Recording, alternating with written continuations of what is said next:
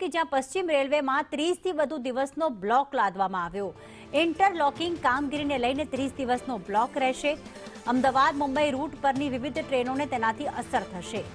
20 ડિસેમ્બરથી લઈને 30 દિવસનો બ્લોક શરૂ થશે। અમદાવાદની ટ્રેનોના શેડ્યુલ ખોરવાશે। લોકશક્તિ એક્સપ્રેસ બોરીવલી સ્ટેશને રોકાશે નહીં, જ્યારે સૌરાષ્ટ્ર મેલ બોરીવલી સ્ટેશને નહીં રોકાય।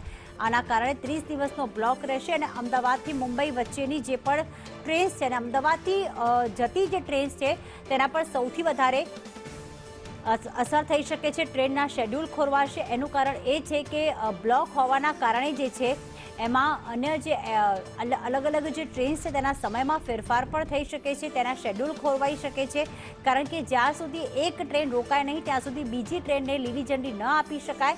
ત્યારે 30થી વધુ દિવસનો બ્લોક રહેવાથી પ્રવાસીઓને મુશ્કેલીનો સામનો કરવો પડશે।